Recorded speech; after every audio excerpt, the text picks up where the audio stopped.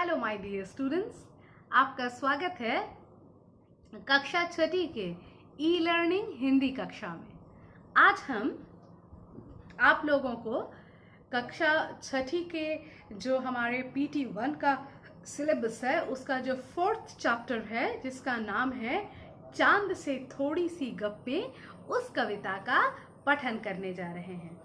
आप लोग सभी जानते हैं हमने इस कक्षा की शुरुआत भी वह चिड़िया जो नामक एक कविता से ही की थी। आज फिर से एक कविता करेंगे। इस कविता को करने से पहले हम आपसे कुछ बातें शेयर करना चाहेंगे।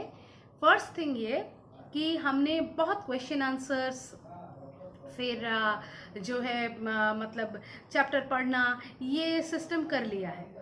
हम फिर से करेंगे, यही सिस्टम रहेगा, लेकिन इस कविता के लिए मैं आप लोगों से थोड़ा डिफरेंट कुछ करवाना चाहती हूँ। मैं चाहती हूँ कि मैं इस कविता में आपको सप्रसंग व्याख्या करना सिखाऊं। ठीक है? सप्रसंग व्याख्या मतलब क्या होता है, प्रसंग क्या होता है। प्रसंग यानी जिस सिचुएशन में इसको बोला गया है वो है प्रसंग, और व्याख्या मतलब क्या है, जैसे मैं आपको समझाती हूँ उसको कहते हैं इसकी व्याख्या, उसको कहते हैं इसका एक्सप्लेनेशन। तो मैं एक्सप्लेनेशन करूंगी और साथ में आपको इसका प्रसंग लिखना सिखाऊंगी, और मैं आपको कुछ इसके वर्ड मीनिंग्स भी दूंगी।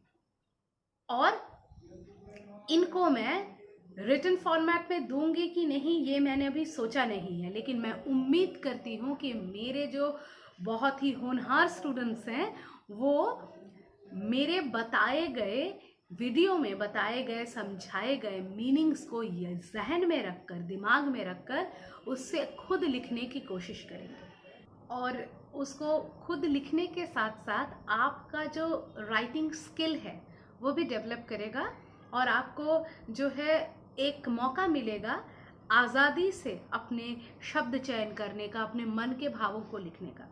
क्योंकि हमेशा यदि मैं सब कुछ आपको लिख करके प्रोवाइड कर दूं तो आपकी क्रिएटिविटी कहीं ना कहीं इसमें जो है आहत होती है। तो आपके अपने क्रिएटिविटी की भी परीक्षा लेनी अब ज़रूरी है, क्योंकि सेकंड लैंग्वेज अगर आपका हिंदी है तो अभी आपको सीरियस होने का टाइम आ गया है। ये सेकेंडरी सेक्शन है। तो चलिए हम तो और एक और मैं बात बता दूं आप लोगों को कि इसमें जो है मैं आपको अलग से और कोई क्वेश्चन आंसर नहीं दूंगी फिलहाल।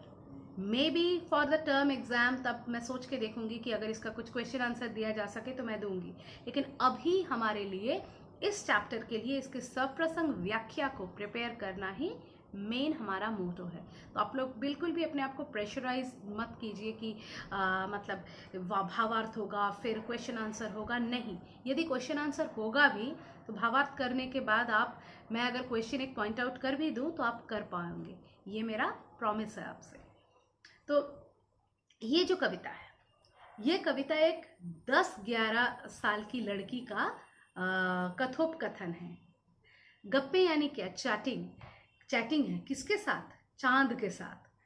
वह चांद से कहती है आप गोल हैं, तिरछे नजर आते हैं, आपका जो वस्त्र है, ड्रेस है, पूरे आकाश में मतलब छाया हुआ है और इसमें तारे जड़े हुए हैं।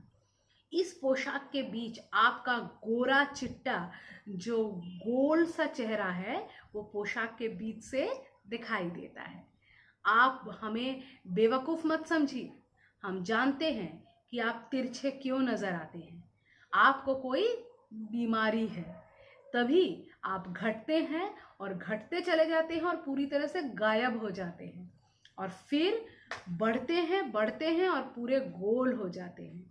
ठीक है? पता नहीं क्यों यह आपकी बीमारी कभी भी ठीक नहीं होती है। मैं जब से आपको देख रही हूँ आप ऐसे ही हैं। ठीक है? तो बेसिकली ये एक आप लोगों के जैसी एक छोटी सी बच्ची की जो है चांद से कुछ सवाल जवाब करने की टेंडेंसी है। वो खुद ही सवाल करती है और खुद ही जवाब भी दे देती है। तो चलिए इस इंटरेस्टिंग से कहानी को, कविता को पढ़ते हैं। गोल है खूब मगर आप तिरछे नजर आते हैं। गोल है खूब मगर आप तिरछे नजर आते हैं। आप पहने हुए हैं कुल आकाश तारों जड़ा, सिर्फ मुंह खोले हुए हैं अपना, गोरा चिट्टा गोल मटोल, अपनी पोशाक को फैलाए हुए चारों सिमत। मतलब क्या है? अच्छा, मतलब से पहले वर्ड मीनिंग्स, कुल यानी पूरा, पोशाक यानी कपड़े या वस्त्र, चारों सिमत मतलब चारों ओर, चारों दिशाओं में। तो इसका प्रसंग कैसे लिखेंगे? प्रसंग ऐसे लिखेंगे कि प्रस्तुत पंक्तियां शमशेर बहादुर सिंह की कविता चांद से थोड़ी गप्पे से ली गई हैं। प्रस्तुत पंक्तियां शमशेर बहादुर सिंह की कविता चांद से थोड़ी सी गप्पे से ली गई है। इसमें एक 10-11 साल के लड़की के चांद से बातें कर रही है। इसमें एक 10-11 साल की लड़की चांद से बातें कर रही है। ठीक है, ये है प्रसंग यानी सिचुएशन। कौन से सिचुएशन में इस मतलब ये को बोला गया है। ठीक है, तो उसके बाद हम क्या करेंगे, हम जो है इसके व्याख्या को करेंगे। लड़की कहती है कि आप एकदम गोल हैं, आप कभी तिरछे भी नजर आते हैं। आप वैसे तो एकदम गोल हैं, लेकिन अब कभी कभी आप जो है तिरछे नजर आते हैं। ठीक है, उसके बाद क्या है कि यह तारों जड़ा पूरा आकाश आपकी पोशाक है और आप इससे पहने हुए हैं। ये जो तारों से भरा हुआ ये जो पूरा आसमान है, यही आपका पोशाक है और आप और ये चारों ओर फैला हुआ है और आप इसको पहने हुए हैं, धारण किए हुए हैं। इस पोशाक को आपने चारों ओर इस तरह फैला रखा है कि इसके बीच से बस केवल आपका गोरा चिट्टा गोल मटोल चेहरा ही दिखाई देता है। और आपने इस पोशाक को ऐसे फैला के रखा है कि इसके बीच में से केवल आपका गोल मटोल गोरा चिट्टा सफ़ेद सफ़ेद सा चेहरा ही नज़र आता है। तो क्या होगी इसकी व्याख्या? लड़की कहती है कि आप एकदम गोल हैं पर तिरछे नजर आते हैं।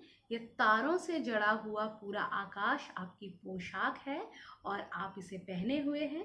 इस पोशाक को आपने अपने चारों ओर इस तरह फैला रखा है जैसे बीच में से आपका गोरा चिट्टा गोल मटोल चेहरा दिखाई देता है। ठीक है, इसको मैंने और 2 स्टैंडर्स में डिवाइड किया, मतलब पूरी जो कविता थी उसको मैंने टोटल 3 स्टैंडर्स में डिवाइड किए हैं। तो बाकी 2 स्टैंडर्स हम नेक्स्ट क्लास में पढ़ेंगे। ठीक है, धन्यवाद।